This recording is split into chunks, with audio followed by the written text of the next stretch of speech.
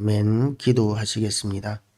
하나님 아버지, 오늘도 하나님의 은혜 가운데 우리가 첫 시간을 주님과 함께 시작하기를 원합니다.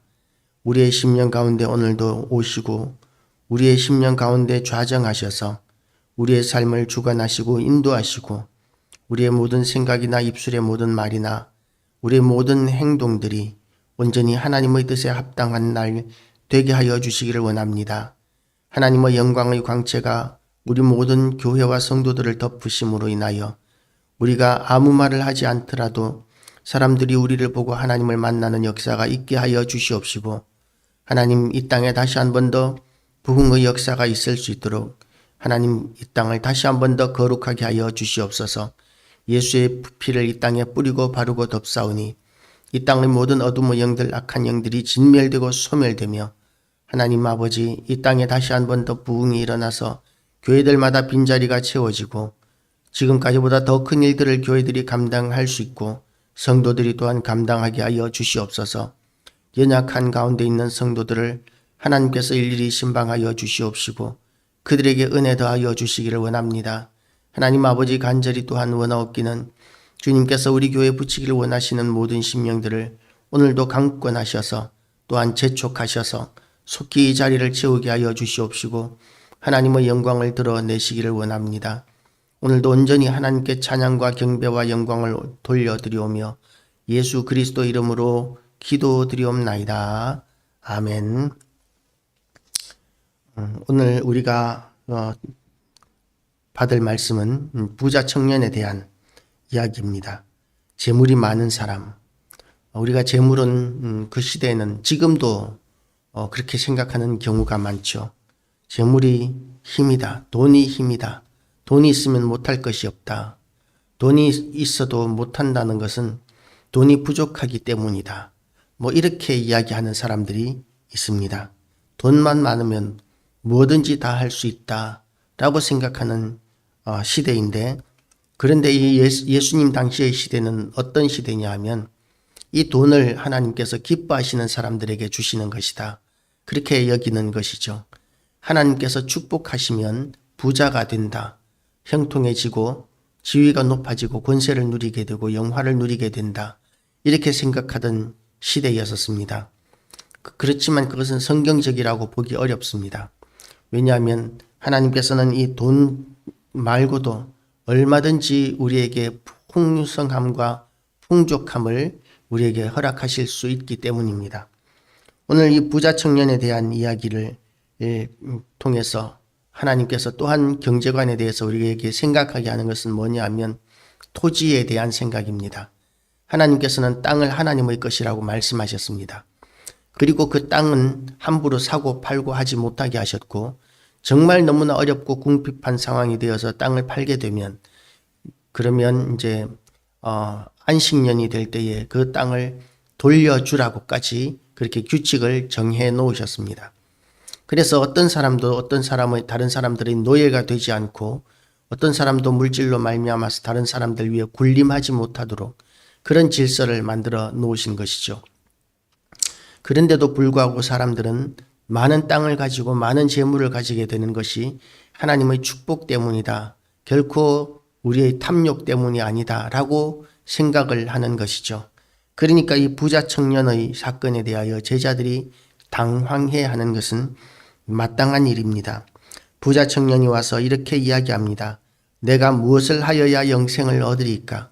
이 청년이 부자 청년임에도 불구하고 겸손한 모습을 우리가 발견하게 됩니다. 예수님께 나와서 그 당시에 바리새인과 사두개인들이 예수님을 대적하고 죽이기 위하여 머리를 싸매고 있을 때에, 음모를 꾸미고 있을 때에 이 부자 청년은 예수님께 와서 어떻게 하여야 영생을 얻으리까 하면서 겸손히 고개를 숙입니다. 그랬더니 예수님께서 이렇게 말씀하십니다. 내가 어찌하여 나를 선하다 일컫느냐? 하나님 한 분 외에는 선한 이가 없느니라. 하나님은 선하신 하나님이시고, 그래서 하나님께서는 또한 우리에게 명령하십니다.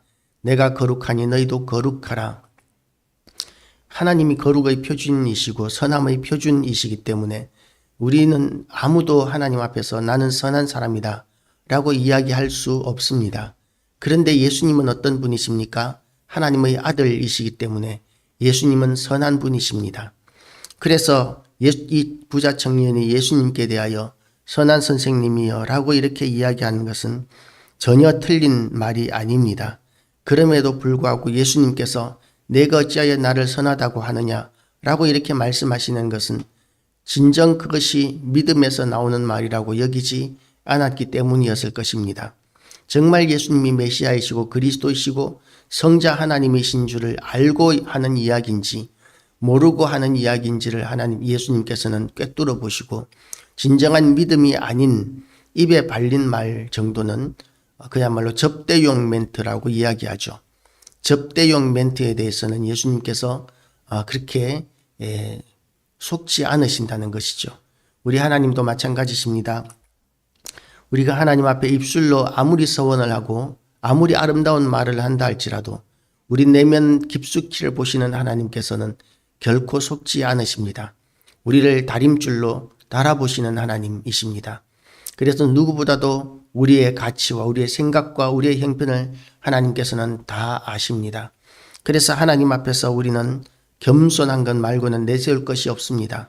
우리가 완전하게 하나님의 뜻에 합당한 사람이 누가 있겠습니까? 몸부림치며 애쓸 뿐이지만 그것도 쉽지 않습니다.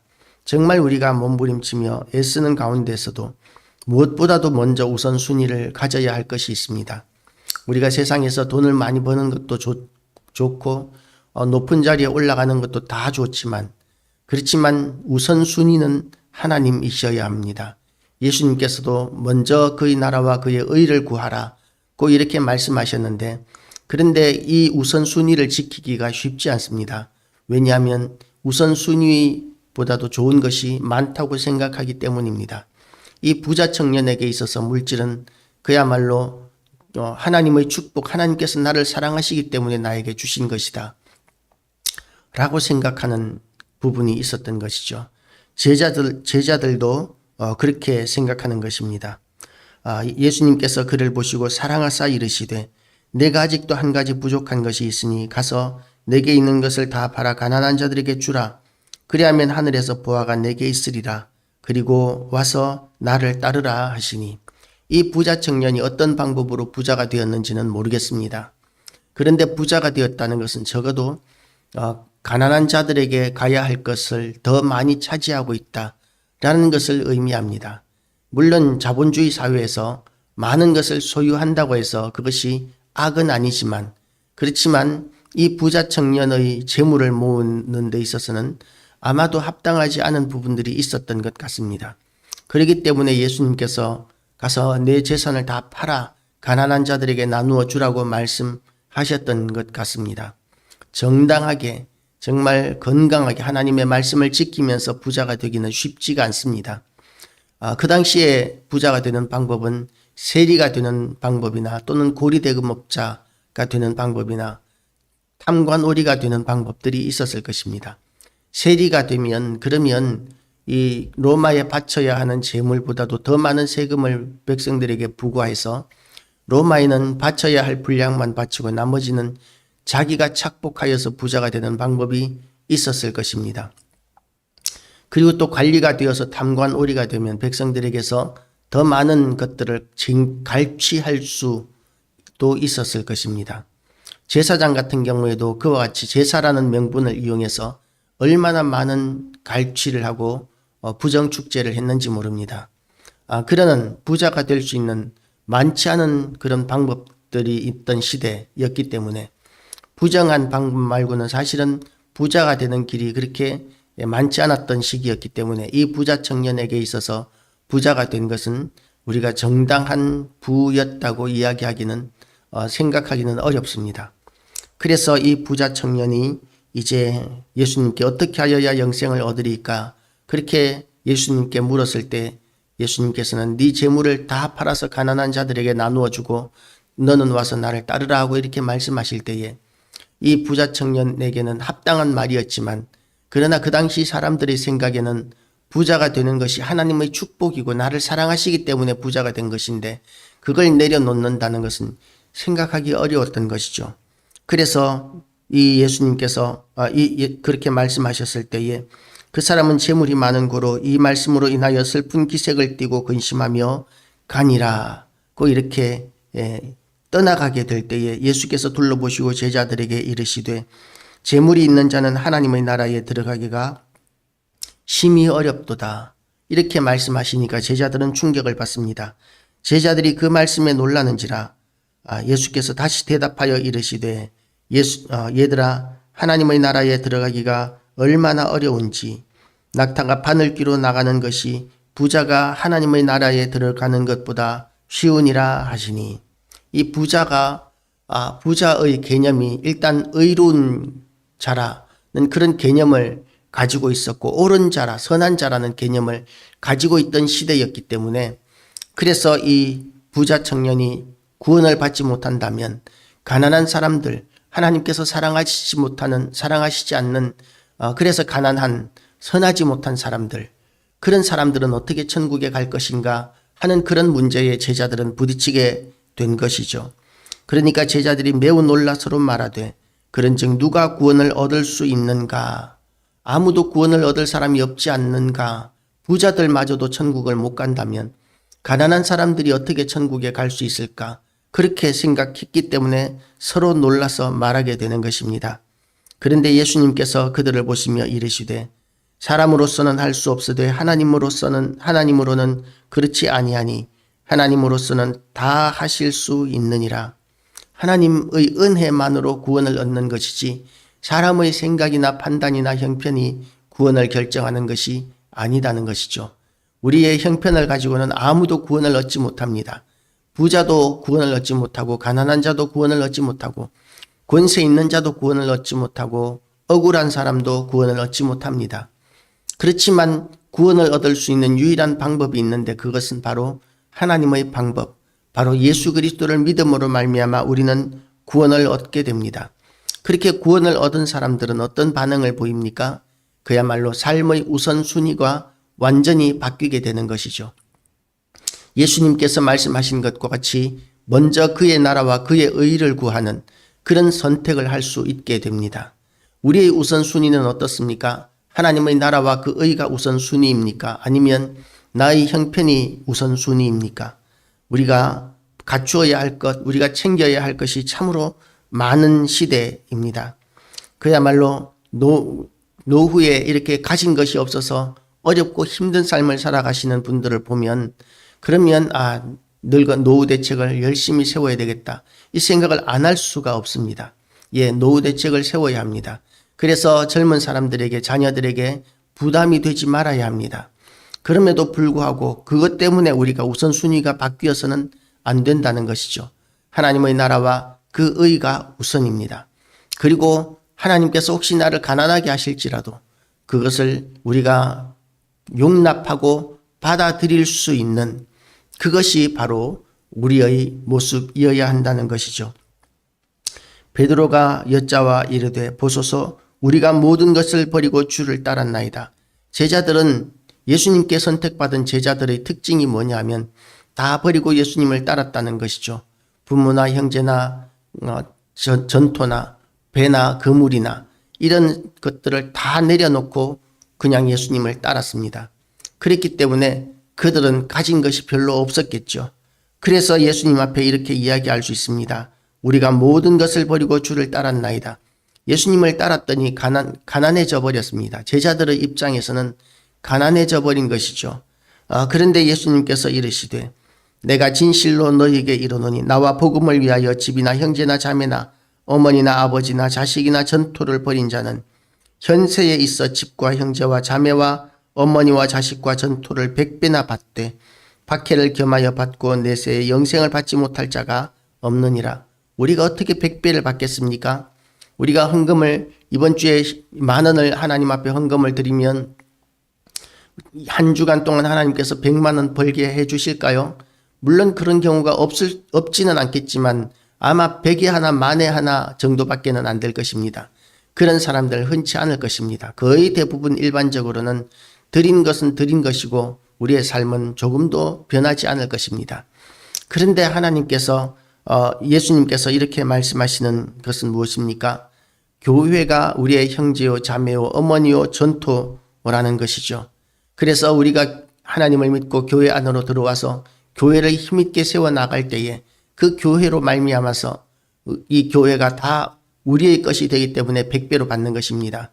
성도들의 숫자들만큼 우리는 가족을 얻게 되는 것이죠.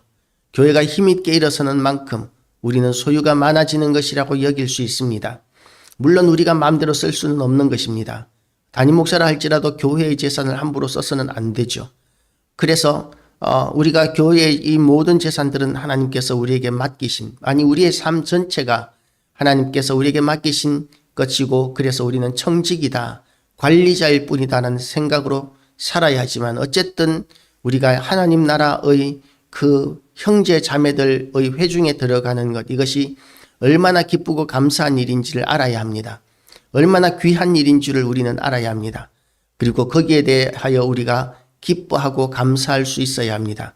우리가 이 땅에서 우리의 형제 자매를 지키고 우리가 돌보는 것이 너무나 중요하지만, 그러나 그 형제 자매, 가족, 자손들을 지키는 것이 주 안에서여야 합니다.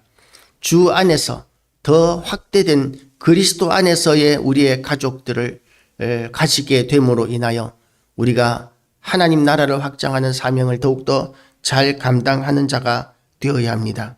그렇게 우선순위를 잘 선택할 수 있는 사람이 먼저 된 사람입니다.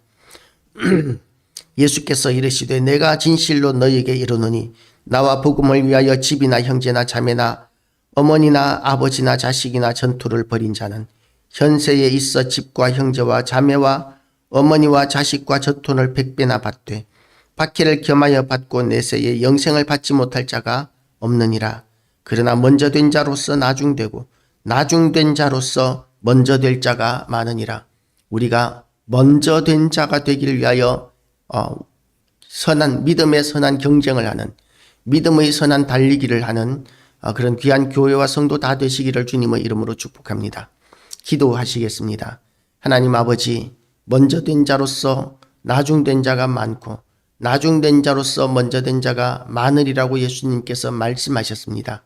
하나님 아버지, 우리도 나중된 자로서 먼저 된 자가 되기 위하여 아버지, 우리가 힘있게 열심으로 다름질하는 믿음 생활이 되게 하여 주시옵시고, 하나님의 은혜를 온 세상 가운데 드러내고 자랑하고 선포하고 하나님의 교회를 힘있게 우리가 확장시켜 나갈 수 있도록 도와주시옵소서. 하나님 아버지, 오늘도 우리 모든 성도들을 일일이 신방하여 주시옵시고, 이 땅의 모든 이들을 하나님께서 신방하시고 강권하심으로 말미암아 하나님 아버지, 교회에 믿는 자의 숫자가 날마다 더하여지는 역사를 허락하여 주시옵소서. 오늘도 온전히 하나님을 찬양하오며 예수 그리스도 이름으로 기도드리옵나이다. 아멘.